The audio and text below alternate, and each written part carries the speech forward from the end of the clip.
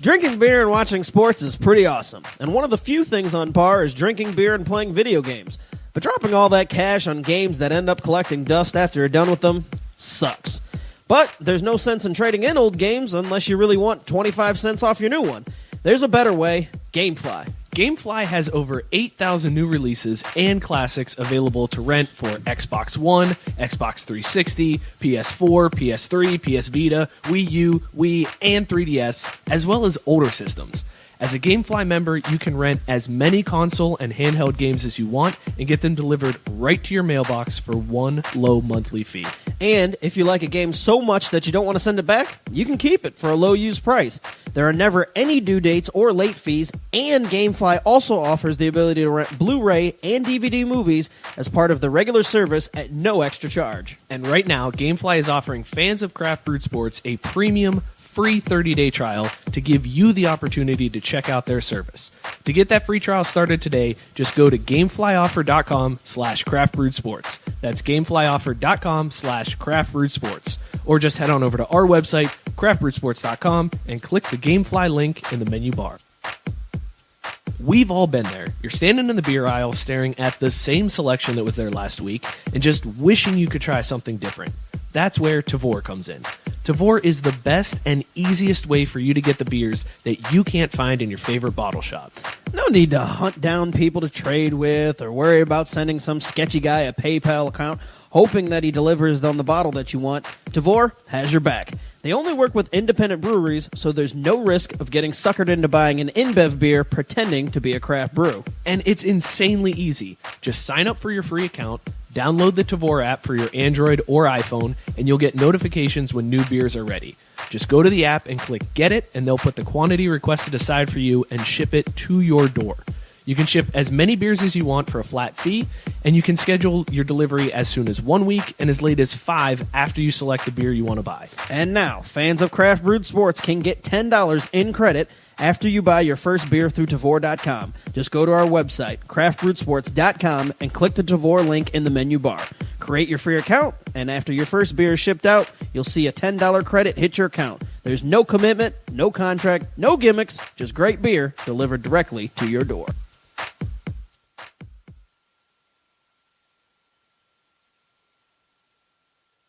This is Bronson Arroyo from the Cincinnati Reds, and you're listening to Craft Brewed Sports with Scott and Mike.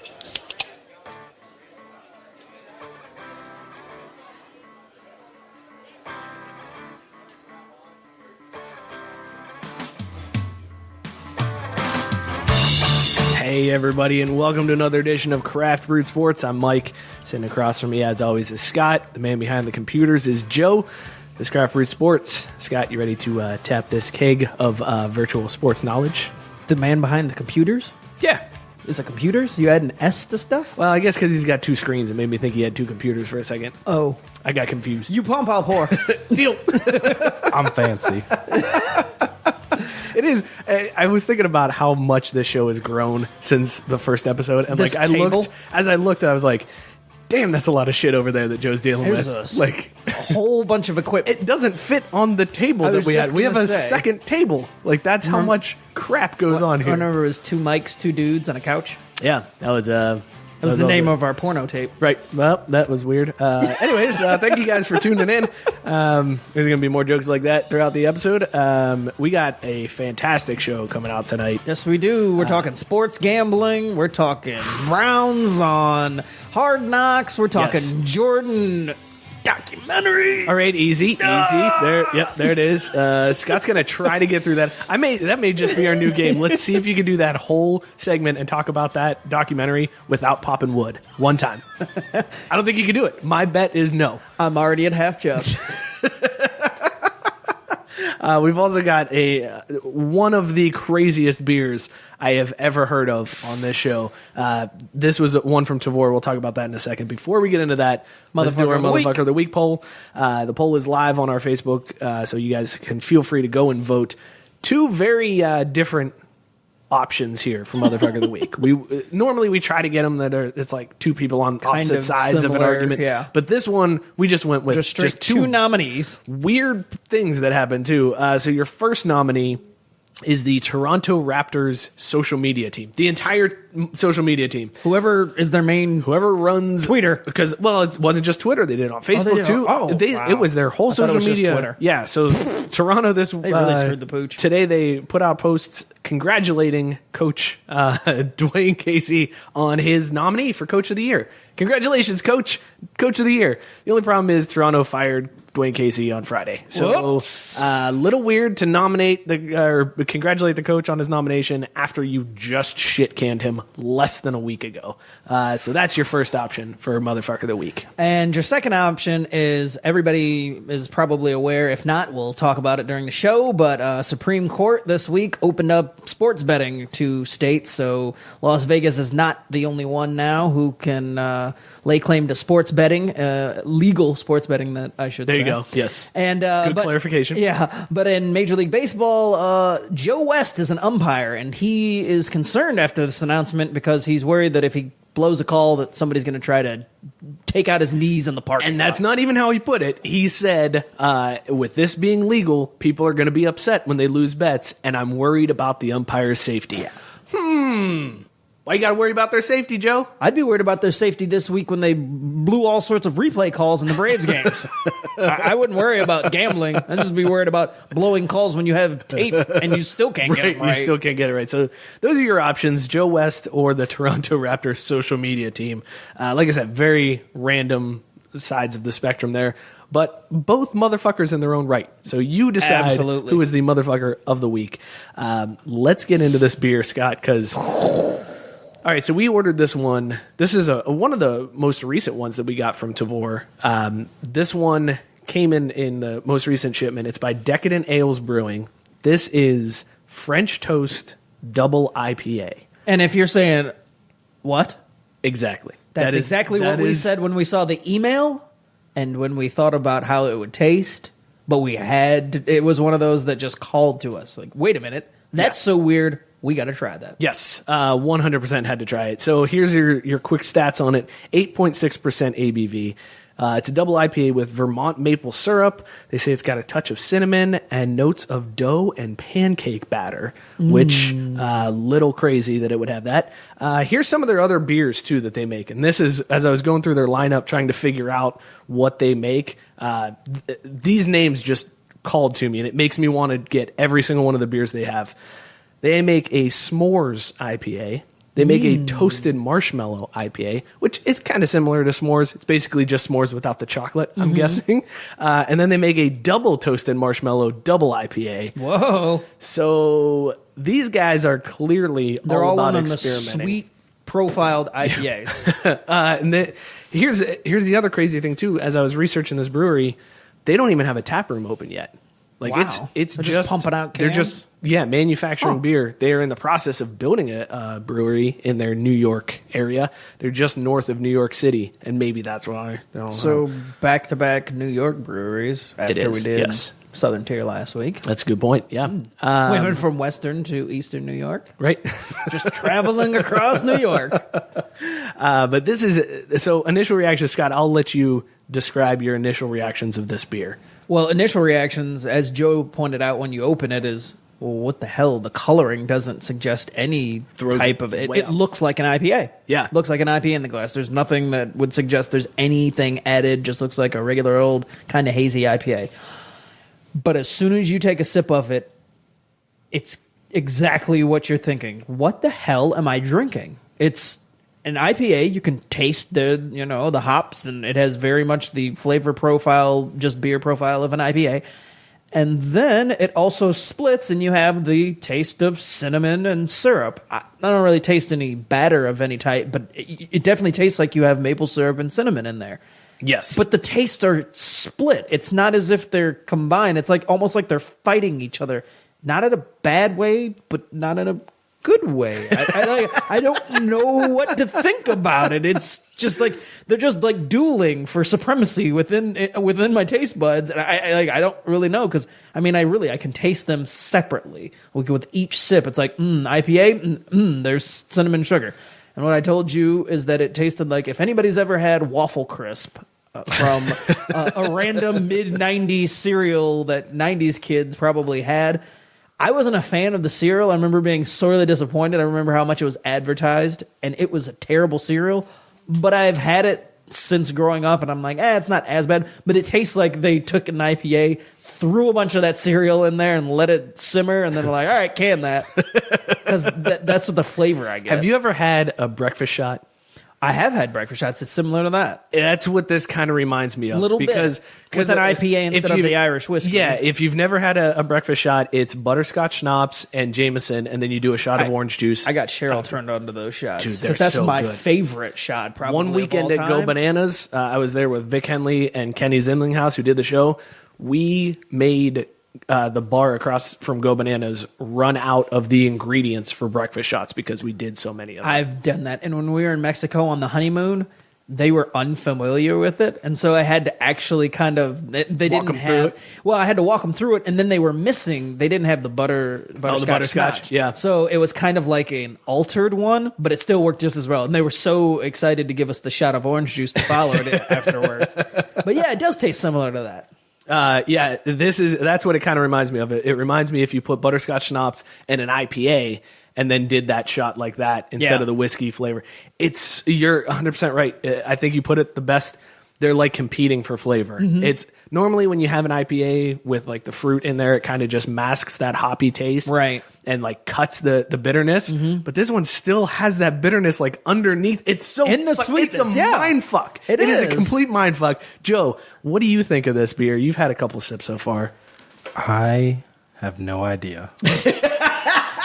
I mean, that's the best way to say it. It's a very unique beer. Out of all the beers we've had on the show so far, like this is one of them that I'm just like, I don't even really know what to say about it. We joke all the time about, is this going to hold up? We'll see how it holds up. This is definitely one that it's like, I have no idea if this is going to be good. Like this could end up being absolutely terrible halfway through this glass, or it could end up being one of the best beers we've ever had.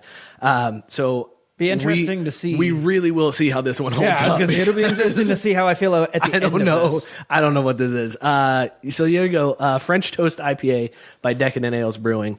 Stick around and find out if we can deal with this beer through the whole show. You want to get into Upper Deck, man? Sure.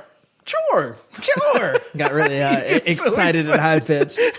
He gets so excited about Upper Deck. And Upper Deck, as always, is brought to you by Minuteman Tickets. Shout out to the guys at Minuteman Tickets. We hung out with them this past weekend in Columbus. Such cool dudes, At a Columbus crew. Yeah, you guys are awesome, and we had a really good time. Thank you, guys. But they sponsor this segment. Minuteman Tickets is locally owned in Columbus by Scott and Matt. Couple of guys who are sports fans, just like you and me. And beer fans. We've got that. Big time beer fans. Booze fans. Yes. Minuteman does things the right way. No trying to order tickets from a robot or paying ridiculously high fees. If you call them up, you're going to talk to a real person and avoid all of those fees that the other guys charge. And Minuteman will even sell your tickets for you. Check them out, MinutemanTickets.com, or give them a call, 614-943-3000. That's 614-943-3000. They will handle any type of ticketing needs. If you think for anything that you might think of, it has nothing to do with just being sports, concerts. They were telling us about a taco eating. Yes, in Indianapolis, some taco fest. Yeah, so they're big into Rock on the Range. Yeah, so whatever tickets you can think of, they've got them. Or if they don't have them, they'll get them for you. Yeah. Shout out to Robert Taylor, by the way. Robert just joined the broadcast and wanted to let us know he's here. Hey, Robert. What's up, Robert? Make sure you can catch his show right after us. MMA to the Max. If you're into MMA and you want to hear somebody who knows what they're talking about, go listen to Robert, because I don't know shit. I watch every week and I'm just like, I'm learning things. This is good. We begin Upper Deck again for the second week in a row with Tristan Thompson. My man. And despite going Hall of Fame petty last week when he invited his mistress to the Cavs game when Khloe Kardashian refused the tickets, he's back in the news this week. But this time, NBA players are the ones that are mad, not the Kardashians. Trying to get back on Khloe's good side, Tristan blamed the culture of the NBA for the reason why he cheated, because he felt pressure and that there's an expectation for players to hook up with groupies on the road. That didn't sit well with the players, who were like, are you serious, bro? What the fuck are you doing right now? Why are you throwing us under the bus, man? Right. On his Instagram post, where he proclaimed that this is the issue he faced, former NBA player and super awesome guy, Matt Barnes, said, quote, "I've been hearing this a lot this last couple of days. If dude really said this. This is sucker shit straight up. If no one else will say it, you fucked up. Take it on the chin, dog. Don't try and throw everyone else under the bus. Hashtag who raised these niggas." This led to other NBA players commenting, with Steven Jackson calling Tristan Thompson a clown, and Boogie Cousins. Yeah, I was like, who? Chris Cousins. In high school, there was a football player on our team named Chris Cousins. Oh, okay. Good cover. Yeah, Nice, good cover up. He simply responded FN, which stands for fuck nigga. So hashtag who raised these niggas and fuck nigga. And that's Tristan Thompson. Dick move on his part to throw the whole league under the bus. Really dick move. It reminds me of the whole thing with Gilbert Arenas and with Nick, with Swaggy P and Nick Young and him calling him out and basically saying, but that whole ordeal where and who was the one who originally did it? He got shipped out of LA. I'm blanking on dude's name. D'Angelo Russell. Thank you, D'Angelo Russell, and he basically Producer was like, Joe to the rescue. yeah, I could picture his face too, but he's just like, I couldn't. I was like, go on. he made all sorts of Iggy Azalea was the woman involved. Yeah, and he made all sorts of excuses as to why he did it. And, we're just joking and all that. And people were like, nah, bruh, not cool. Like, that's not cool at all, That's not man. something that happens in NBA locker rooms. That was not a joke. Yeah. Dude. Yeah. I just, it's so weird that Tristan Thompson last week was like, no, I don't even care. I'll bring the side chick to the game. Who cares? I'll give her the tickets. And then this week he's like, no, baby, I feel like I have to do this. It's their fault. It's not my fault. Bro code completely violated. Awful move on his part. Tristan Thompson, I'm returning the jersey that I ordered last week. That Hall of Fame vote's being rescinded. Before we get into the next story, keep in mind, everybody, 15 shares and we'll do a shot. So Yeah, share the show. Shots are going to be really weird with this beer. And that's going to be a weird mix. Yeah, but we'll still do it. And at the end of Upper Deck, we've got a winner to announce for our share contest. Yep, stick around with that. Moving on. So it was recently found out that a 25-year-old man had enrolled at a Dallas Independent School District high school and played on their basketball team. Sidney Bouvier Gilstrap Portley. I don't know if that's right. I'll allow it. It sounds right. It looks, based on how it's spelled, I'm going with that. I would have been suspicious with that name. Hold on. That wasn't his real, or that's not the name he told them. That's his real name. Oh, yeah. God bless America. Apparently, he told school officials, though, that he was a victim of Hurricane Harvey, and that's why he didn't have any documentation, and that's why he said he was a 17-year-old high school senior. Sounds legit. And they were like, sure, man, that's cool, yeah. And what's being overlooked in the story, he got into two schools. Like, he went to one high school and then transferred to this other high school to play on their basketball team. Hillcrest is where he ended up, played on their team.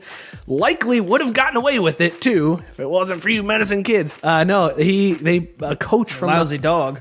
A coach from the high school that he actually played for when he graduated in 2011, the coach noticed him and recognized him and called school officials and were like, hey, that's a fucking 25-year-old dude that's on your team. He graduated 7 years ago. Yeah. There's no way he's eligible. Right. So he alerted the Dallas ISD. Worst part about the whole story is that the dude supposedly had a relationship with a freshman girl, 14-year-old girl, and is accused of kissing her and touching her inappropriately. So, first of all, hang on, let me back up. Would you guys want to go back to high school? Let's start there. No. Exactly. That's where I'm at. I don't even want to think about high school. All those ever people again. that I've ever heard in my life say, "Oh man, high school is the best day of my life." I've never understood that. After 4 years, I was like, that was just 4 years that I'm cool with. That's it. Like, there's nothing fond about it. It was just 4 years. That's it. And then what's this dude doing for money? Because you got to be in school from 8 to 3, and then you got basketball practice, and you got games, and you got homework. You got homework. You got papers due. Hang out with your 14-year-old girlfriend. There's a lot of shit on your plate. Where do you have time to work? So clearly he was living with his mom. And was that his cover? Like, I'm going to work, and she's like, "Oh, where do you work?" "I work at the school. I'm at the school now. So many questions. But I don't. What is he trying to accomplish with this? That's what I don't understand. Like, why would you? Eventually, you're going to get found out. It's not like you're going to get a sweet scholarship and they're going to be like, "This is the greatest basketball player ever." So I got more details on this later in the day at work earlier because we ran a package about this. One, he did it. We had Chris Proctor joking on the post earlier that was on the Craft Root Sports group that ball is life. That really was like his excuse. He just really liked playing basketball in high school so much and didn't have anything going on that he wanted to play high school basketball. Talk about peaking early. If that's all it was just like, I really loved high school basketball. But here was the real, like, downer. Couple of players and coaches were like, he wasn't even really that good. That was going to be 25. That was going to be my next question. So wasn't that good. I turned 34 in a couple months. I feel like there is no high school sport that I would excel at right now. If I went back right now, there is no high school sport that I would be good at. I would get beat down by 16 and 17-year-olds constantly. Doesn't matter. Pick a sport. Golf? Nope. Those kids are way too good for me. Baseball? I can't hit a fastball from some of those kids. There's no way. That is crazy to me. And embarrassing. Super embarrassing. Well, I mean, for multiple reasons. I think you're in the same boat as me. You can't. No, not you. No. I thought you were talking to me. No, I couldn't do shit. No, I'd get my ass whooped on the chess team in high school. That's not even athletic. I'm same boat as you there. I'm talking for this guy. Losing. Yeah, no, for this guy, embarrassing that you ain't got nothing else better going on, and that you weren't that good. And you're trying to fuck a 14-year-old, man. Come on. I didn't want to talk about that. Why you got to go Pete Rose on this? He went Pete Rose on this. Uncalled for. All right, let's move on to something even more strange. Hey, Mike, Joe, you guys ever wondered how to pick up Russian chicks? All the time. Okay, I wish cool. there was like a handbook to tell me. Well, lucky for you, there is. The Argentine Football Association, they've got you covered. A manual this week detailing various things, how to help their national soccer team in the upcoming World Cup. Well, somehow within the manual got printed a section about how to pick up Russian women. Of course. Because while you're in Russia for the World Cup, there's certain things you need to know, how to dine, how to order things, just how to generally acclimate the customs and apparently how to pick up the women. But the thing was, the air was found out while these seminars were going on, and the leaders sprinted in and wanted to grab all the manuals and just rip out the section. They found out and it was like, oh my God, we've got to get these all now before this goes public. This is going to be a disaster. Too late. One quick thinking reporter was like, oh my God, there must be something in here they don't want to see. And kept an unedited copy. Did not get it. So we've got some of the ways you can pick up Russian chicks. Some of the gems, quote, Russian girls do not like to feel like objects. Nor do any women. I was like, yeah, so why are we... Many men, because the Russian women are beautiful, only want to take them to bed. Maybe they want it too. But they are people who want to feel important and unique. Gonna stop. If you need to know this as a man in any country, there's something wrong with you, but I'll continue. The advice is to treat the women who is in front of you, and this is how it was printed by women, not woman. The women who is in front of you with their own ideas and wishes. Pay attention to their values and personality. Don't ask stupid questions about sex. For the Russians, sex is very private and not a topic to discuss in public. And then in parentheses, maybe you do not believe me, but I know what that is. End quote. Another one of the rules. Quote, do not try to impress the girl in the wrong way. Maybe you try to impress her by talking about the money you have, that you know everything, that you are perfect, and the others are poor, stupid people. In the end, if the girl has a little sense, she will bounce you. Be real and talk about you in real terms. Talk about your faults in the fun way and about your positive points. Normally, Russian women pay attention to important things, but of course, you will find girls who only pay attention to material things. In the money. If you are handsome, you tell me. Do not worry. There are many beautiful women in Russia, and not all are good for you. Be selective. End quote. First of all, did they run all of this through Google Translate? Is that how they came? I was going to say, the way this got translated to English is horrible, but either way, what in the shit? Are Argentinian guys that inept with talking to women in general? Because these are basic rules for talking to women. Better question. Not just Russian Better women. question. What are the women in Argentina like if any of this stuff is, works? like, doesn't apply to them? Look, it's not going to be easy when you go to Russia. So here's a list of things that you need to know, because it's not like our Argentina. They don't care if you talk about stupid stuff. In Argentina, pull out dick. Weird. I was setting somebody up for a Yakov Smirnoff joke there. In Russia, women pull out dick for you. Anyways, Baby. An apology was issued. An investigation is going to ensue to see how this got in there. I don't know. It's so ridiculous. it's my favorite story of the week. It's like, I know that was a long story, and we talked a lot. But there was no way to go short with this because and that's not even all broken of it. English. That's of all only of it. two. Yeah. There was a list of 11, I think, rules. One of them, though, was like one sentence where it's like, do not do that. After saying something, it was just one of those, do not do that. Do not pull out dick. Basically. So, yeah, I mean, if you need tips on hitting on Russian chicks, check out an Argentinian soccer manual. Deadspin's got the post for you. It's saved forever on Deadspin. So weird. All right, so personally, I am a big fan of jumping seats As when you I go should be. to games. It's It's a fan's right. It's one of the best things to do when you go to a game. It's almost like a challenge to see how close you can get Absolutely. without paying for that good of a seat. Especially at a certain point in the game. Here's my trick, too. You ready for the trick? You get 2 hot dogs and a beer, and you walk down, and then when the guy stops you and is like, can I see your ticket? You go, I know where I'm going, and they just let you go. They don't even ask you. That's pretty solid. Because you're like, I got it. Yeah. Done. Nobody even questions it. Ticket and crotch. Pull out crotch. Are you a Russian woman? But apparently, you don't want to do this in Yankee Stadium. That's what we found out this week. Because there was a dude that he's like their Marlins man type guy. He's been on an annoying jackass that sits right there behind home plate to get on TV. And he's been on a bunch of games so far. He wears like a lime green, bright, like safety vest color shirt. I'm a conscientious objector of Yankees games, so I have no Fair idea enough. what you're talking about. But he puts like a little message on each shirt, and people are like, "Oh, it's that guy, Giant douche." Cool, yeah." Well, he jumped down to the lower level to their really expensive seats behind home plate, which are like $1 billion a ticket in that stadium. This was during a rain out between with the Yankees and the Red Sox. So Totally there was fair. a big rain delay, and then after the rain delay, he scooted on down to like the first row. But the problem with wearing a bright neon green shirt is you kind of stick out, and they'll notice if you haven't been there the whole game, especially in those seats where like they're known for it's like rich people that aren't going to dress in well-known neon colors. So this dude got found out and got thrown out of the game.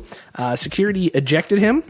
He was banned from the stadium for life and was arrested and spent the night in a Bronx prison cell. Holy shit, dude. I don't know what they're like. I don't know if that's their policy for all seat jumping or if it's just because he went to like the seats that are $2,500 per seat. But that is a harsh fucking punishment. The more I thought about this story this week, the more I thought there's got to have been something where they're like, we got to get this guy. If you see this guy, this is what's going to happen.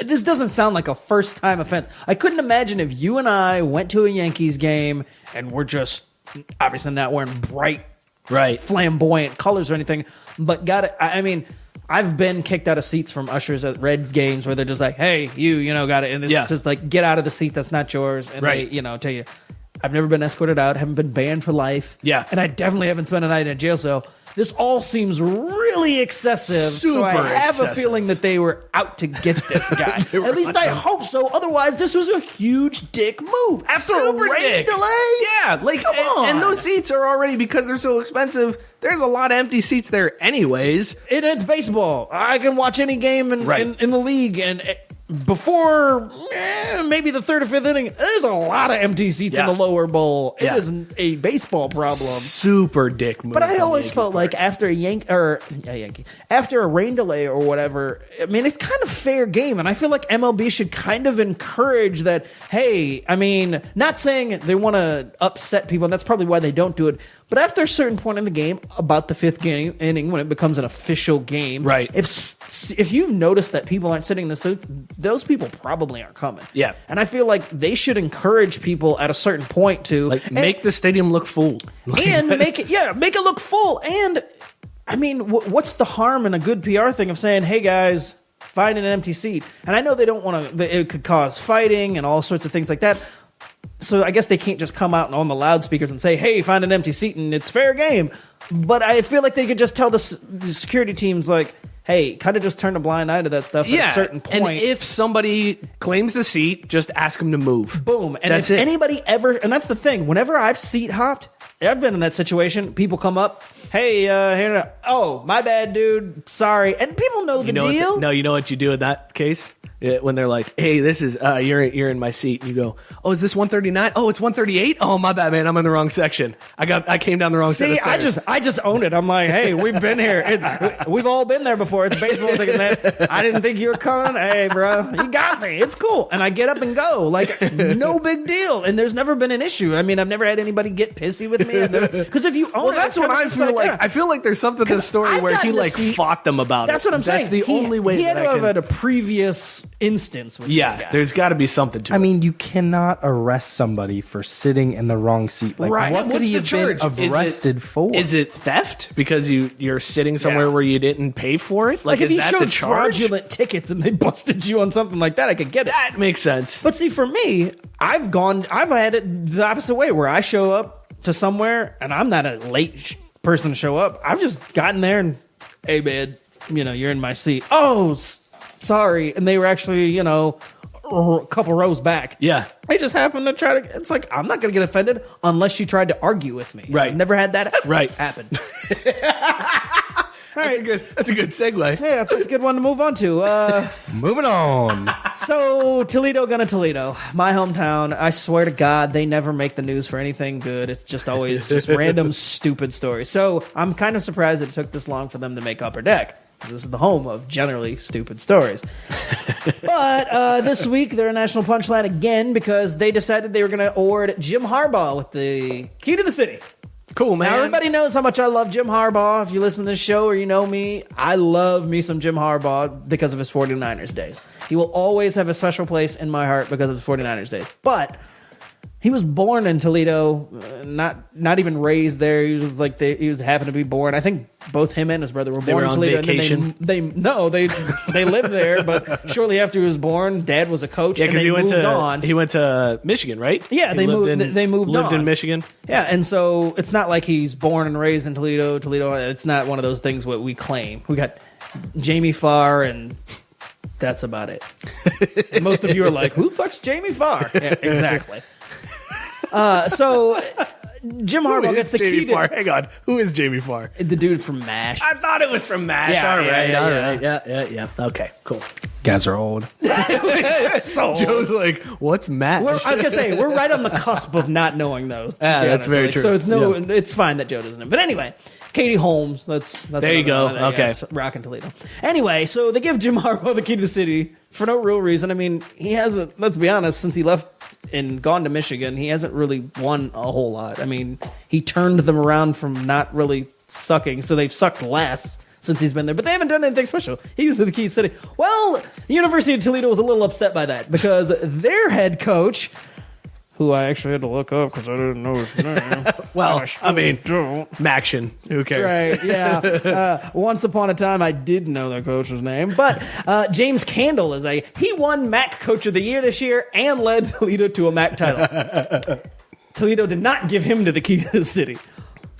So UT was a little bit upset and a little bit butthurt. Well, but it's not as if Harbaugh petitioned for this. This is just an honor. Here's the other funny thing too. If you really take a look at this, Urban Meyer was also born in Toledo. Same situation. Didn't live there, didn't grow up there, but was born there. Hasn't gotten the key to He hasn't gotten the key to the city. So the two coaches from Ohio that have ties to that area, they didn't give them the keys. The to the city. basic premise to the story, as far as I could say, is this is so Toledo. Like, they're trying to do something to honor somebody that was born there, but not really. And I mean, I don't know how revered Harbaugh is up there, because I mean, it is very much split as far as Michigan and Ohio State fans. So there's probably a fair amount of love for Jim Harbaugh in Toledo, but nobody's, I'm sure, clamoring for this. There's nobody out there like, well, you really need to give Jim Harbaugh. So here they are just doing something, but they are completely ignoring the coach in the city and just got themselves into a pickle for no good reason. No good reason, but like Toledo. Fuck. All right. Last story of Upper Deck. The Western Conference Finals are going on right now. We got a good series going there, tied 1-1. However, if you bet on this series in Vegas, you already won. Congrats. That is if you bet on the Warriors. The Warriors have already been deemed the winners at the Golden Nugget Casino in Vegas. I should have put money. Yeah, you should have, because it's done. And similarly, if Houston wins the Western Conference Finals and makes it to the NBA Finals, either the Cavs or the Celtics will automatically pay out as winners. Doesn't even matter what happens in the series. Fuck? The reason why is the owner of the Golden Nugget Casino, Tillman Fertitta. What is with the names I've got on this week? Super weird names. He bought the Rockets back in September for $2.2 billion. So to avoid any type of conflict, they took Rockets games off the board at the Golden Nugget all season long. They've never been there. You have never been able to bet on the Rockets to avoid any type of conflict. So because of that, as soon as the Rockets made it to the Western Conference Finals, that nullified everything else. The Warriors were by default Western Conference champs because you couldn't have bet on the Rockets to win the Western Conference Finals. So let me get this straight, though. If you were a wise guy and you knew that, you had that inside info, couldn't you just bet heavily on the Warriors, assuming that you knew? I mean, and everybody, all of us included, it said Warriors are going to make it to at least the Western Conference Final, and we assume they're playing the Rockets. Yep. You just immediately, as the playoffs started, I'm betting the Warriors. Like, you could do it. I mean, back in September, as soon as that's what I'm saying. As soon as this all went down, you could have bet on the Warriors, and it would have paid out as soon as it became Warriors Rockets. Right. The Golden Nugget was like, we'll honor the Warriors tickets. Just bring them in. We'll cash them in. That is hilarious. Super crazy story, and I love the fact that if the Rockets do win this series, Cavs or Celtics finals championship will pay out. They could get swept, and it doesn't matter. You could have a winning ticket for the Cavs winning the finals, even if they lose to the Rockets in 4. That's crazy. Crazy story, but an awesome segue to one of the biggest topics. This has been Upper Deck, brought to you, as always, by Minuteman Tickets. Go check them out. Definitely. Again, shout out to the fellas at Minuteman, because that was a super fun weekend at the Columbus Crew game with those guys. Scott and Matt and Grant was there. It was a good time. A lot of good time. Thanks again, guys. Let's do our quick announcement on our winner. Yes. We did a contest this week. We have another Minuteman ticket giveaway winner and Craft Brewed Sports t-shirt winner. Yes. So we did the random generator before we got on the show. Okay, cool. Thanks, man. No, that's fine. I did it last week. The winner this week was John Carlson. Baba Ganoush. That was much better. John Carlson's number was picked, and to be fair, we just put everybody's name as many times as you tagged somebody, and then just did a random number generator. Number 13 came up, and that happened to correspond to John Carlson. So, John, shoot us a message. We'll get your t-shirt out to you and get you a code to use at Minuteman Tickets, $50 off any order. Congratulations. So we were talking about Fertitta and his purchase of the Rockets. The big story this week was obviously the Supreme Court ruling that has now federally legalized sports betting. States just have to come up with their own laws. They say New Jersey should have it within the next couple of weeks, and then other states already have referendums ready to go, and they're going to be coming on the ballot soon to allow gambling in those states. Great news for everybody that doesn't live in Las Vegas. Yes.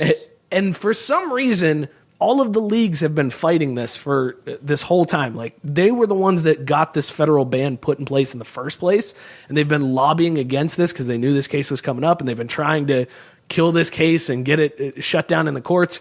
And now they're all doing this about face, like, no, it'll be okay. Like, we just need to figure things out. We want to protect the integrity of the game, which is complete horseshit. Yeah. That's, I mean, Code for we haven't really figured out how we can get our cut, so we've got to delay this. except for Adam Silver. He has totally figured out how to get his cut. Adam Silver is always ahead of the But I game. don't even understand how you can do that. Like, how you can try to get your cut of something else that you haven't been getting this cut all along in Vegas. So why are you? That was basically what all the gambling and legal experts said this week. They're like, good luck. I mean, you can say whatever you want about, because I think it was the NBA that came out and said, yeah, we want to get 1%. Which that was equates Silver. Yeah, and everybody just was like, good luck, because you haven't been getting it forever, and Vegas has been over there doing Right. it. How are you going to convince anybody else that they should be? It's like, it would be on a state-by-state basis, and basically out of the goodness of their heart, they'd have to say,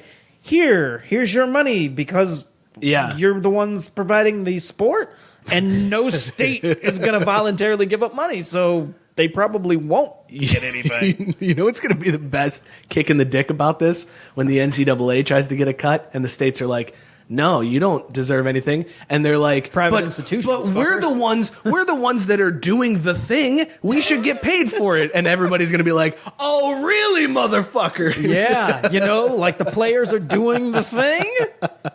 That's my sweet. The hot take horn. It has the multifaceted DJ air horns. So I think I don't understand why people are so worried about this. Like, everybody's freaking out that the game is going to suffer. All games are going to suffer because there's going to be fixed outcomes. But why? Like, sports betting is already $1 billion industry as it is. This all just this means is you don't have to go to Vegas, or you don't have to pay a bookie to do it. Yeah, this just reminds me about all the people, all the stodgy old people they're still holding on to. We can't legalize weed. Oh, think of the children. Because it's just, they don't have real reasons. It just, that's not the way it's been my entire life. We can't do this. And this is another thing like that where they don't have real reasons. It's just, we're butthurt and we want to bitch about something, and so we're gonna. But I mean, just like weed, people have still been doing it. It may not have been legal. There may have been ways around it. Whatever the case, but it's gonna happen, and it's gonna be such a cash flow for states to do this. And in general, though, nothing's going to change for just about anybody. Like, yes, the states will be getting more money, and there's certain, it'll be much easier for gamblers that, do it a lot. But other than that, like, nothing changes. And any of these leagues or individual people that are like, well, this can't happen because insert fraudulent reason here, that's just an excuse. There's no, it won't affect games. It won't affect I think anything what the almost. biggest concern is, I guess there is some type of concern with having a Pete Rose type situation where players are Could have happened before. betting. It absolutely could have happened. Could have always before. Like, happened. that's what's crazy to me. Like, now it's actually better because it's out in the open. You don't have somebody secretly doing this and calling up a bookie and much like weed. And Right. it's like you don't have all sorts of people that are getting thrown into jail or creating weed empires on the low. Right. If it's regulated and you just buy it at the store, that Yeah. gets rid of all the quote unquote illegal stuff. Right, and now you have to claim your winnings. Like, that's going to Right. be a red flag right off the bat when it's like, wait, man, where'd all this money come from? I don't know. Yeah. You got paid out by Jack Casino. What's that about? Hit it in blackjack. Says here it was a wager against the Cavs, LeBron. I don't know what you're talking about. Have you seen who I was playing with? I mean, what? But this is going to be the college athlete's way to get paid. Fuck it. That's the way to do it. You're 18? You playing football? Go ahead. Xavier is place a bet. 5-minute drive from the casino. Like, Coach, I'll be right back before this game starts. I got to go place a wager. Soon as you find out your star player is out, it's like, I'm gonna go take a lunch real quick. I gotta go down, bet on the other team. I think it's awesome. I'm super. I think pumped it's about awesome. it. I don't even gamble, but I'm glad when things like this happen that aren't harming anyone. I mean, anybody. I'm sure I can guarantee you, there's somebody out there. Well, people, degenerate gamblers, and people who have gambling problems. This is going to make it easier. You know what? If they have a gambling problem, they're finding ways to do it anyway. That one way or another, this. Would you rather him do this or online poker? Yeah, I mean, they're still going to do it. Yeah, right. There's no way around. I like how that's my. Well, I mean, if they're doing heroin, they're just going to do it. Fuck it. Just, I know it sounds bad, but it's just like this ruling didn't change anything with people who have a gambling problem. I mean, if they had a gambling problem before, they were probably already gambling, or there's ways for them to have gambled. So all this does open up a whole. All this does is allow guys like us to go to the casino and have fun. Like, I don't like to gamble a lot because I feel like I could get sucked in really easily. Like, I've been down that road a little bit where I'm like, I spent how much money tonight? Holy shit. Good thing this is vacation See, fun. I lose $20 and I'm like, oh my God, so I don't care. But this is now going to be, I don't have to go to Vegas to watch March Madness and bet on it. I can just go down the street and sit in the sports book that they'll eventually build and just bet on some games and chill out and watch that there. Cool, man. I am on board. And that's the extent of what it's going to be. Like, it's just going to make it so much easier for guys like me to bet. And now you're getting revenue from that. Fucking great news for everybody. Anyways, there it is. I knew that. I'm so glad he was in there. Ray just popped in and said, I'm so pumped to open my own book. Well, there it is. Do you want to talk about your favorite story from this week? I do. Okay, go for it. I'll just turn over the mic. 10 hours. Jordan. Mother. Damn it, Joe. I thought it was my headphones. No, I knew immediately what it was. Joe cut my mic. Anyway. By the way, the phone line's open, 440-37-DRUNK. Call in and talk about whatever you want. Don't call in right now. I'm talking. We got Jordan, we got the Bulls, we got ESPN, 30 for 30, and Netflix, I believe, all collaborating to do a 10-hour Jordan Bulls Dynasty era documentary. Oh, God. Announced this week, they dropped a minute-long trailer. It's basically just Jordan talking, and I don't know, stuff was happening. I watched it like 10 times. It's so good. I think this has the potential to be awesome. It also has the potential to be fucking awful. Because if it's just 10 hours of a highlight reel, sorry, man. I don't want to watch it. See, well, it better get into the gambling. It better get into all the dirty stuff behind the scenes. They said that a lot of this is unseen footage, like that, which even in the trailer, I saw some shots. I mean, because I've got Ultimate Jordan DVDs, and I've seen a lot of Jordan. You've got a Michael Jordan coloring book. You're all in. But there was some shots in the trailer that I thought, I've never seen that. Just like behind the scenes stuff. Like there was one where he picked up one of his sons and like hugged him or whatever, and it was like an after game in the locker room. Just some random shots where I'm like, I've never seen like that type of footage. And so if it's that type of stuff where it's just all this footage and things that it's kind of unreleased or very rarely seen, it's kind of like when they got the footage of the Dream Team game. Right. And it was, oh, hey, here was this scrimmage that was talked about, but we have this, even though it was like a shitty steady cam up in the stands. But that video was like a big deal, even though, hey, they practiced and they're, whatever. But this is kind of like that. But I mean, 10 hours? I mean, obviously, there's going to be a lot of things that we've already seen a billion times. But even just this week, or maybe it was last week, I can't remember how many years it had been since the shot over Elo. And on Twitter, somebody had tweeted out an angle of that shot from like the opposite side, not the usual angle that we're used to seeing from behind, with his back to the camera. On the opposite end of the court, where it's just like, oh shit. I mean, there's. But see, that's the type of thing. Like, I don't really care about that. Like, I know. I'm saying if that's what it is, where it's like a bunch of stuff where it's like, but you didn't see the jump man from this angle. As like, right. No, I'm not. I'm just saying that came out this week, and there's like, so if that exists, there's got to be all sorts of other footage that otherwise wouldn't make sense to just have out there. But in a 10-hour documentary, I mean, that's a lot of time. How pissed are you going to be if after 10 hours you watch the entire thing, sit through the whole thing, you're like, this is amazing, this is the best thing I've ever seen, I love it, oh my god, there's been so much stuff that I didn't know about, I feel like I know Jordan more, I've seen all the gritty stuff, I got to see his gambling problems, I got to see all and then the credits roll in the last part of the 10 hours, and then the credits end, and it just cuts to an interview with Jordan, and he goes, yeah, by the way, LeBron's better than me. And then it just ends. How pissed would you be? What kind of... I wouldn't be pissed. I would be like, what kind of science fiction bullshit is that? Hold on. We need to see a reverse angle. Was there a gun to Jordan's back? There's zero chance he would say, everybody's seen that damn Hall of Fame speech. There ain't no way Jordan's admitting to shit. That would be the biggest payoff. Just if Jordan, even if he doesn't believe it and he just says it at the end of 10 hours of his greatest hits and he's just like, yeah, by the way, LeBron's way better than all this shit you just saw. And then it just ends. Oh my God, I'd laugh my ass off. Would never happen, but whatever. I'm going to make my son Jordan watch all 10 hours. He's actually going to hate his namesake by the end of the 10 hours.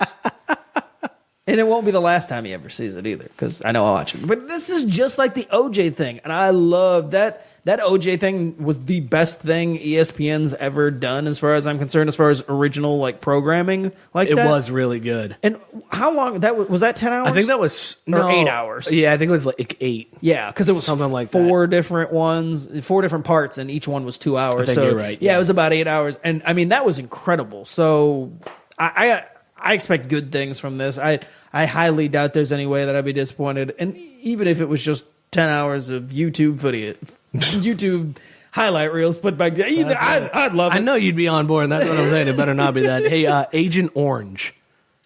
Agent Orange. The president? Weed or craft beer? Oh, president. Weed.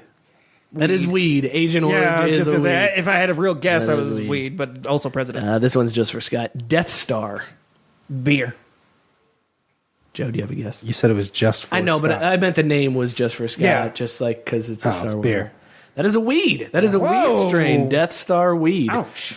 This has been weed or craft beer. For the mother.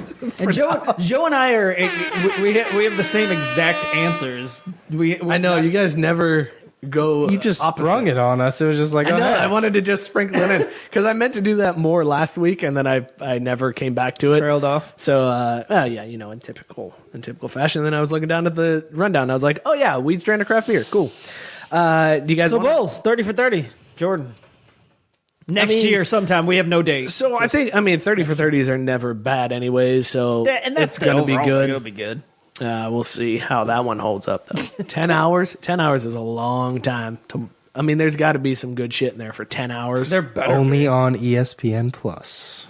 Don't even fucking joke. That's not even funny. I was going to say that. That is funny not because even I don't funny. have ESPN Plus. That I'd be isn't so even mad. funny. That is This is a good time for a call. Yeah, as we're rattled by that. Craft Brewed Sports, who's this?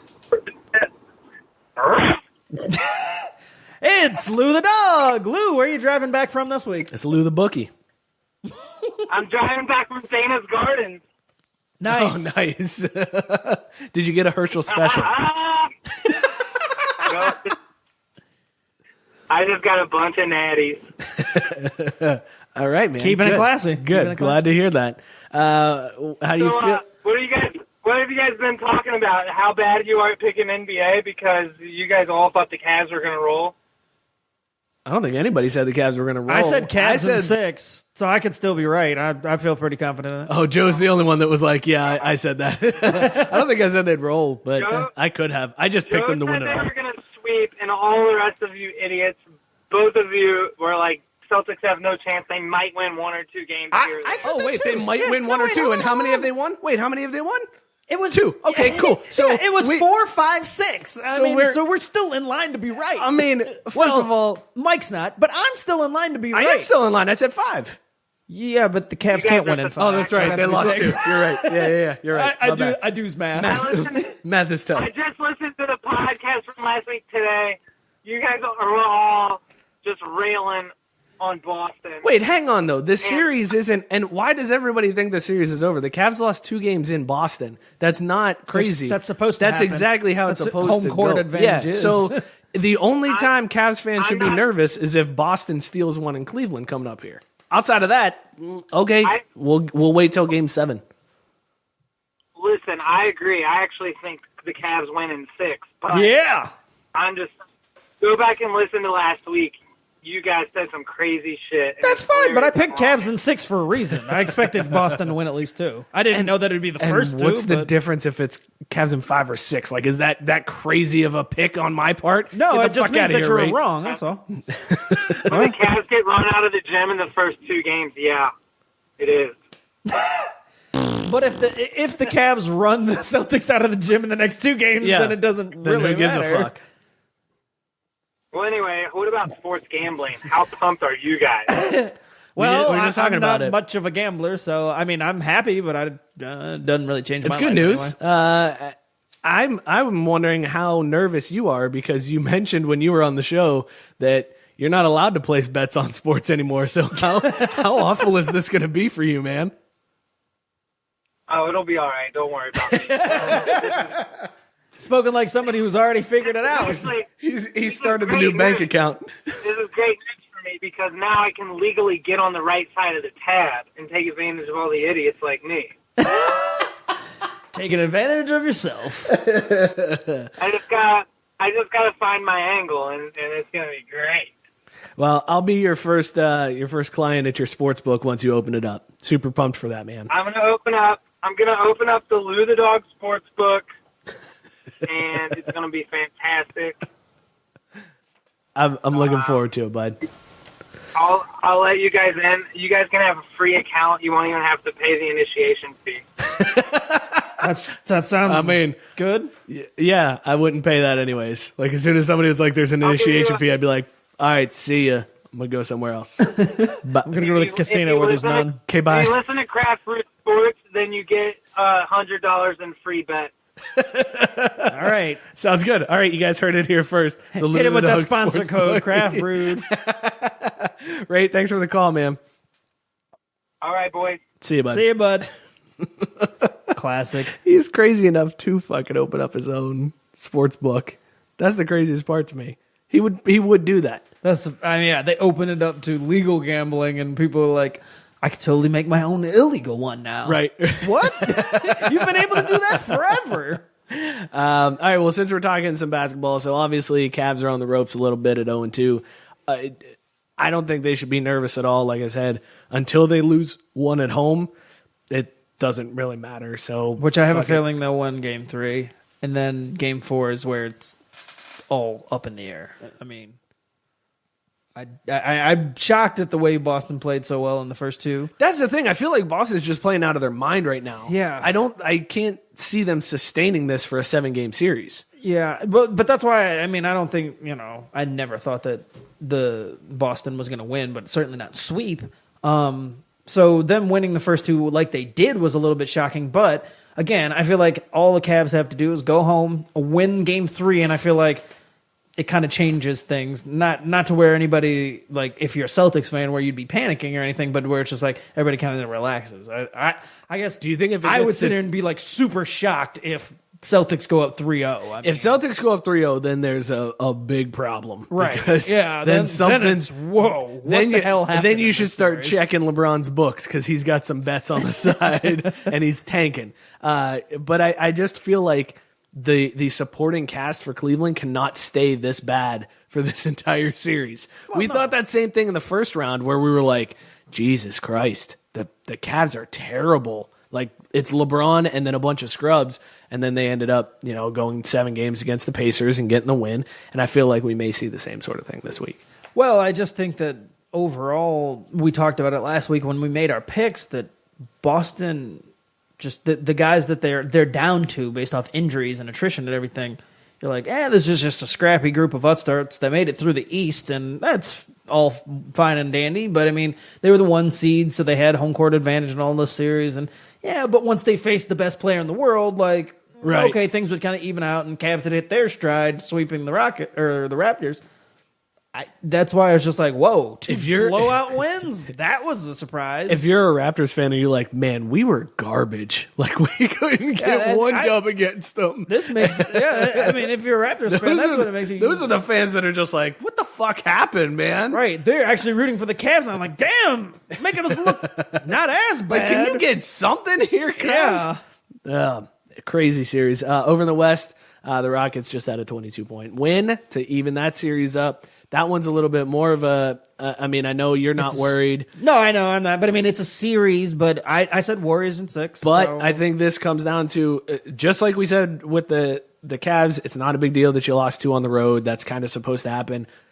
technically you would give the Warriors an advantage since they won They game did one still- in Houston. So they did negated steal- home court yeah. advantage. So now it's a 5-game series, and Warriors have home court. Yeah. In So- that case, it tilts the scales even further towards the Warriors. Sorry, Joe. Are you worried, Joe, after coming out with a 1-1 split in the first 2 games? Are you worried about this beer bong bet that you have with Scott? No, not really. I mean, Jesus, this man can't be shook. last He night shook. He won't be shook unless until they lose. they win. Yeah, Until if which there's is a fair. loss. I admire Joe for sticking with his guns. I mean, if you're gonna make that pick, there's no reason to bail on it, especially after 1-1. I mean, things are split, so there's. Yeah. I fully expected Joe to still be confident about his pick. There's no reason for him not to be. Right. I mean, game 2 is what I thought Houston was going to do in game 1. They were going to be That's what I all thought fired too, up yeah. from being home and just take over a game, but they just got lost in their own ways in game 1, and they just couldn't get out of their shooting rut. Game 2, they just came out on fire, and they didn't let up at all. That's the only thing, and I mean that's the ultimate reason why I didn't ever think that the Warriors Houston pretty much played perfect last night. That's exactly what they have to do to beat the Warriors. Can they do that 3 more times? Right. Warriors That's the don't question. have to be perfect to beat Houston, but Houston last night was perfect. That was essentially their perfect version of a perfect game for them. I just don't think you can do that 3 more times. How crazy is that Warriors team that Steph Curry can be non-existent and it doesn't even fucking matter? That's why I don't pick against that. them. Is how good that team is. Steph Curry is one of the best players in the league, and he can just shit the bed 2 games in a row, and it's like, fuck it, man. We got enough to split. pick you up. Yeah, I mean, we're That's good. Bananas to me. By the way, Rate wants us to say, for the record, I don't plan to open an illegal book. I'll do everything within the regulations, which are TBD. He wanted that on the record. I was just going to say, is it just for the feds who That might was be listening that in? was a disclaimer. Well, I don't know who's listening in, man. I mean, they kill our feed because we talk about or we use an Adrian Broner drop. So maybe there are people listening in that are just like, tag that name as an illegal bookie. That's okay, because Lou the dog, yeah, we're getting him. That's his Twitter handle. They can trace IP addresses and shit. That's true. He is doing everything legally for those people listening. Would never think of breaking the law. All right, so you guys still feel good about each of your picks, Rockets? Or 5-game series, whatever. We'll check back in a week, see where we're at. Okay. So we're doing the show on Wednesday, which I guess we should let you guys know next week. We're a Wednesday show. early week. Day early next week. But game 3 will have been played because that's Sunday. And then game 4 would be Tuesday. So we'll have 2 more games under the belt to see where we're at. So we'll be in a 2-2 series. I was just going to say, so it'll be 2-2, and it'll be like, all right, so here we are, so best of 3. Yeah.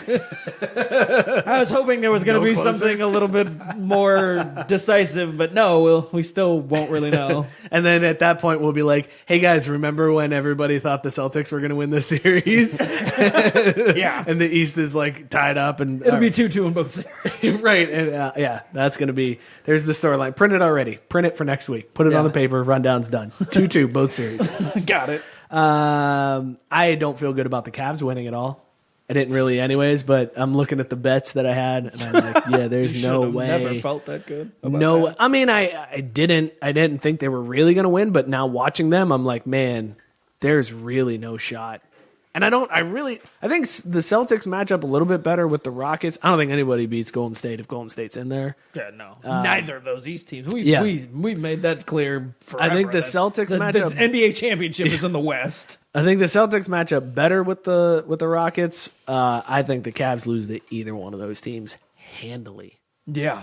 It's going to be a super boring NBA Finals. Mm-hmm. Unless there's some bullshit behind the scenes that make it interesting. I actually think that the only interesting series, to be perfectly honest with you, would be Boston Rockets. That would be which is the series that the NBA does not want in any way, shape, or form. They'd be okay with Boston. Nope. They don't want that. They'd be okay with that. They don't because want that. It's a traditionally good enough fan base and classic team. They don't care about the stars. They want the people that are going to come to the game, spend that money. Nope, Boston, doesn't matter. Doesn't matter because it doesn't matter who's in it. Cleveland doesn't They're travel. going to Boston sell out. travels. It doesn't matter. The games will sell out in the finals. It doesn't matter who's No, I know who's that, in it. but what I'm all saying of those, all but games will sell out. Boston is still a TV draw because there's that fan base of it's not.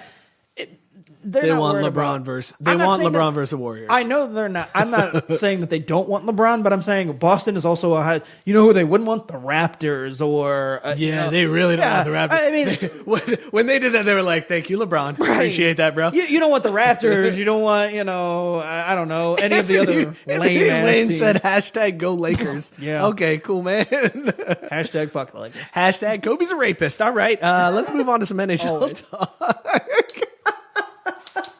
Moving on.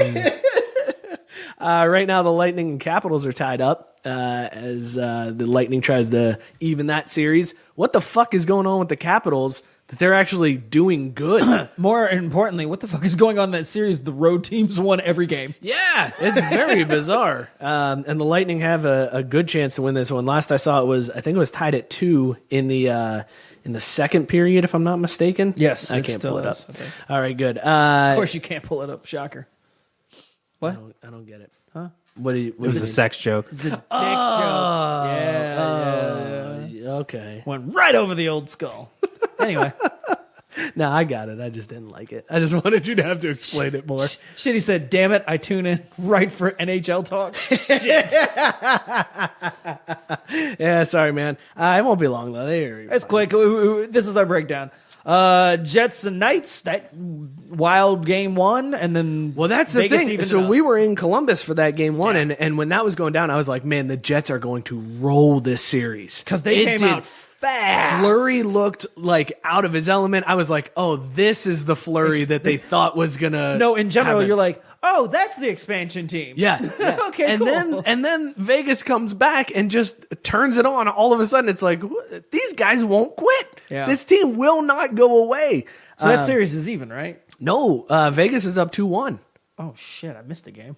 Yeah. Right? Damn it. I'm not crazy on that, right? Yeah, okay. Vegas is up 2-1, game 4 coming up. And they're in Vegas for game 4, so they have a chance to go up 3-1. Although we've talked about before, home ice advantage, and it doesn't really, you can see that in the East, home ice doesn't really mean shit when it comes to hockey. But that series is super fun to watch. Even if you don't like hockey, watching that series is crazy fun. Just because it's a fucking expansion team doing nuts shit like that. Yeah. Also, have you seen the videos of their like pregame ceremonies? Yes, they're doing with like I have. Cirque du Soleil comes in and they got like but don't they actually have a knight that's wearing golden yes, armor? he comes out and like slams the ice and then fire shoots Yeah. up. I'm like, how does this even happen on ice? What the fuck is going I on had right seen now? a headline that said, if you're late to a Knights game, you missed the best part of the show. Yeah, in typical Vegas fashion, they go with like fucking line dancing, like strippers and shit, and there's like booze falling from the ceiling, and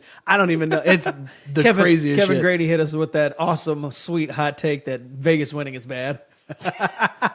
Little inside humor there when I had posted an article about some asshole saying that Vegas winning in their first year is just bad for them and for the hockey. fan, because Yeah. the thing that makes a true fan, Expectations, yeah, because a true fan is one who suffers for a while. Fuck you, man. Like, I understood what he was trying to say. No, he's but a No, douchebag. but under no circumstances is actually not winning a good thing. Like, period. Like, yeah, sure, you don't want this fledgling city who just has their first major league team in anything to experience a championship in their first year, because then maybe, down the road, that sets the bar so high. But overall, you want them to win. Like, you want the fans to win. Like, no fan is ever going to say, we really shouldn't win this year. We got to pump the brakes. We got to ease into this Really whole hope- winning thing. We Well, got to and then learn how to win. And then he talked about how like heartbreaking losses make a fan. Like Yeah, that's what no. a fan is looking for. Like, man, I really hope we lose. I really wanna be in jaded game for a 7. few years Like, before I hope figuring it out. I hope we're up by 3 in game 7 of the Stanley Cup, and then we lose 4 You know what to would 3. be- Oh, that would do it know for what me. would be I would be a awesome? fan for life. What would be awesome is if we made 14 straight playoffs and only won the championship once. It would really give us character. No, trust me, nobody's fucking saying that. You know what? I want to be highly rated every year, and then I want my team to shit the bed midway through, and then ruin everything for me and just destroy the whole season. That's the Notre Dame fan take. That's what a Notre Dame fan deals with every fucking year. Oh, this is the year. This is the one. Oh, we lost again. Cool. Okay, cool. I'll be back over here. See you in September. Somebody's calling to end our misery. Stop your self-loathing. Craft Brewed Sports. Who's this? That was weird. Hey, what's up, Mike? It's Frankie. Hey, Frankie, what's up, bud? Not a whole lot, man. I couldn't not chime in when you talk about two of my favorite topics, Jordan and weed. As you guys know, I'm a connoisseur. You really are, man. Everybody knows I don't hide it, but also I wanted to save Scott. Revolution does make a Death Star, a play on the word. So actually, Yes. No, with the beer. half credit because this was Death Star, not Death's Tar. So sorry, you still lose, Scott. Nope. Callers rule. I'm in. I'm good. I'm safe. Thanks, Frankie, you're also a hockey fan, man, right? I sure am. Absolutely. Since this is your first call into the show, I've had the luck of having my Hawks be pretty successful in the last couple of years. We had some really bad years for a long time. Yeah, so. I think that's when I picked him to go to the Cup at like the start of the season, and then ever since then it's been. But to be fair, though, before they won these past few Cups in Patrick Kane era, they were god-awful when we were growing up. Like, god-awful. Yeah, back in those days, we were in front of 3,000 fans. We were lucky. Nobody cheered the anthem. A lot of people kind of booed. Frankie, who you got winning the Cup this year? I got to do it because, like I said, I got Vegas winning the Cup. Nice. It's by proxy. Their minor league affiliate is in Rosemont, which is here in Chicago. So they just signed a 5-year agreement with them. So for the next 5 years, I'm going to be a Knights fan. So this is super exciting. Nice. That's good to know. Also, what strand are you smoking tonight? I would ask you what you're drinking, but it's called Jack Harrer. It's a sativa. It's a day strain. Rough day at work, dealing with customers. Just gotta enjoy it a little bit. So fair enough, man. Also, Scott, just for you though, What up, man? Actually, I have a medicinal card being a combat veteran, so this is all on the up and up. But just for you, if I make that show, I actually I ordered a strain of Air Jordan OG just for you. Yes. So just a disclaimer, ladies and gentlemen, if I am at that show, Scott and I will be highly medicated. Just a disclaimer. So that should make shit really interesting. I'm in. And for the FBI boys listening, maybe, allegedly. I have nothing to worry about. I have a medicinal card. Yeah, but Ohio. Good, I'm smoking on his card. I'm okay. Can I borrow that card? Frankie, thanks for calling, man. It was good hearing from you, bud. Yeah, absolutely. You guys have a good night. Go Capitals. I really want to see Ovi in the Cup. I've been a fan of his because the year they were drafted, Malkin went number 1, Ovechkin went flip that. Ovechkin went number 1, Malkin number 2, and Cam Barker went to the Hawks. Yeah, where's Cam Barker now? Nobody fucking knows. I was gonna say I recognize the first I don't know two that names, name. and then the third name I was like, who this? Yeah, exactly. And your phone, who this? All right, guys. All right, Frankie. Cheers, bud. Thanks for calling, Good man. hearing from you, Appreciate man. it. We'll see you. All right. Later. Peace. I love that he had the strain. Like he had the name for us. Love that. That's fantastic. All right. We were going to talk about the Browns going on Hard Knocks. Basically, it'll be a disaster. No, but in a that'll good be way. a fantastic No, show that's to what I'm watch. saying. Okay. It'll be a disaster in a good way. A car wreck Yes. that you want to watch. Oh, I'm all in. I can't wait to see Baker Mayfield. I was just going to say, I will. If it wasn't for Baker Mayfield, in fact, maybe that's what got them this. Because I have a feeling Sam Darnold, too boring. Maybe Josh But they didn't Rosen, want 'cause he it. talks Everything I saw, they didn't want this. Well, because it's the kiss of death. Yeah, it really I mean, is. for the Browns, anything's a kiss of death. Being the Browns is a kiss of death. But So I am a Browns fan, and we have said no the past 3 years. yeah, no, pretty much. So then any what team- does it this year? Like, why would they Because you not could- say Good no? players, they're not going to go defeated for 2 years in a row. Well, I mean, and that in the NFL will only allow you to say no so many times. Like there's so many. In fact, the Niners have avoided it because if you're really good, you just get like an exemption. It's like these Right. middle You're of the never road going to see the bad teams. Patriots on Yeah, Hard Knocks. and so you get an exemption. But Niners have fell into this, and I think it was between them and the Browns, from what I read. and the Niners just dodged the bullet. But I'm like, oh my God, we got to make the playoffs this year because otherwise we're going to be on that shit next year. And I told my friend earlier, I'm like, as soon as I see Niners Hard Knocks, season's over. Write it off. I'm signing up for HBO for this one. It is I have HBO, so I'm good. I'm all the way. Scratch that. I am stealing Scott's HBO login for this one because holy shit. Let's just take it out of the Craft Brew Sports account, man. It'll be cool. We'll give this can only go one way with Baker Mayfield. I'm excited. It's going to be super fun with Mayfield in there. Otherwise, I don't really care. No, if Josh Darnold had been the quarterback, it would be like, I'm not in. But Mayfield's gonna make interesting. There you go. Josh Darnold. I just combined. Rosen. And you now have to name every white quarterback in the NFL. That's your new tag. I could actually. Wait, that's gonna be like easy, right? I was like, wait a minute. I just can do that. Name every quarterback. Could I just name the black ones to keep it short? Not Colin Kaepernick. Okay, there.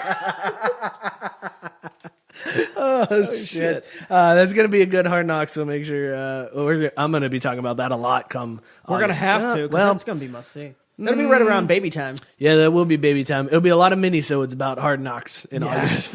Let's hot take updates on Hard Knocks. Hard Knocks hot takes. All right, let's get into Consume It or Can It this week. Consume It or Can It, as always, brought to you by Tavor. If you guys are in need of beers that you can't get at your local bottle shop, hit them up. Go to craftbrewsports.com, click the sponsors link, order through that link, and you'll get $10 in credits after your first beer.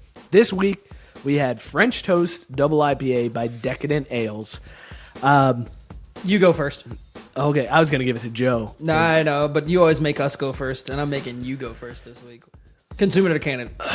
Mike Brilla. This is the weirdest fucking beer I have ever had. Like, I want to love this beer. I want to really love it, and I think had this been a stout or a porter, there would be no doubt consuming it. It would have been amazing. Easily. The fact that it's a double IPA, it is so bizarre. And like I thought, okay, maybe as I get through this glass, it is the same taste throughout the whole can where it was like confusion. Yeah, where it's like, oh, it's sweet. Oh, that's bitter as fuck at the end. And I don't understand what is happening Who's with this the brewer beer. of this? Is Decadent Ales. That's Decadent Ales. This is confusion by Decadent Ales. Like if this was a cologne, that's what it would be called. That being said, as somebody who is not as big of a fan of IPAs, this does what I want to see in an IPA. It cuts the hops flavor down. Like the harshness of the hops is what I don't like about IPAs and double IPAs.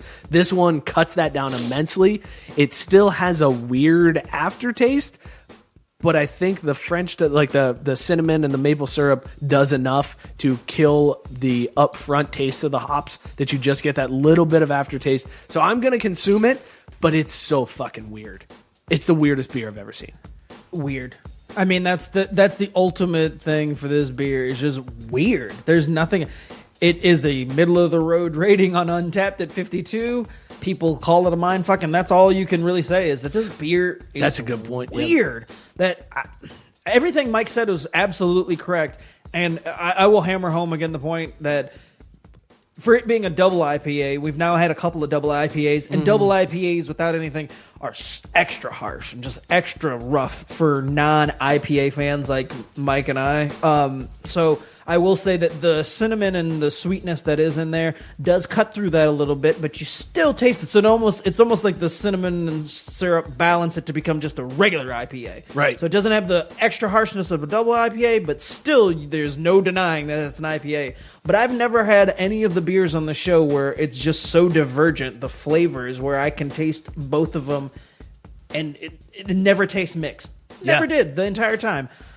I'm going to consume, and mostly because you guys got to try this, just so you understand. It is a very unique flavor, so I'll say consume just because I want you guys to go out there and try it. Joe, you are the IPA fan on the show. What do you think?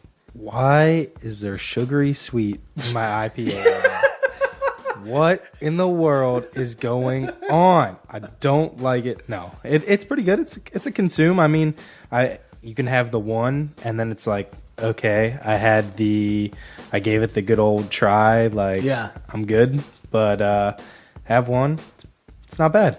It's yeah. It's not bad. It's just like but it's not great. Like you try the special release, and it's just like, okay, I'm going to go back to my regular beer now. And this is why I think this has that 52 rating on Rate Beers, because people who don't like IPAs are going to drink this expecting it to not taste like an IPA, and they're like, oh, it still kind of tastes like an IPA, but it's kind of good, so I'll give it, I don't know, 50% there. And then people who love IPAs are like, this doesn't have enough IPA taste, and it's fucking weird that it's like cutting into the IPA taste. So it's still kind of good. So 50, like that's why I feel like this rating is right on point, where it's just like, I don't fucking know. Like, just drink it. And like that's see? and that's why I give it a consume, because I'm like, I can't tell you not to drink this beer. It's not a beer that I would never drink again. It's just a beer that Here's the craziest thing.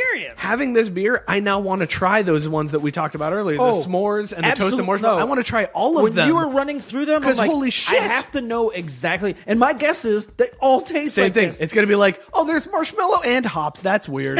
That's how all of those are going to be. Oh, marshmallow and chocolate, and there's some stank face. What the fuck? They've managed to perfect a beer with a flavor profile that no matter what they add to it, it's split. And you're going to taste both of them, and you're going to wonder, why are they together? And I don't hate it, but I don't like it.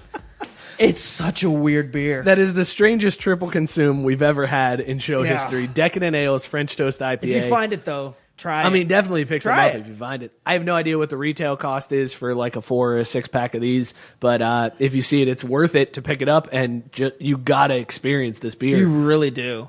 And it's did we mention it's 8.6? We talked about it when, at the program? beginning. Yeah. I mean that. Well, it's also a double, doesn't- so it's like a but it doesn't taste too boozy, and it's not. I'm not Right. really Doesn't feeling kill anything you. crazy, so it's nothing. But such a weird beer.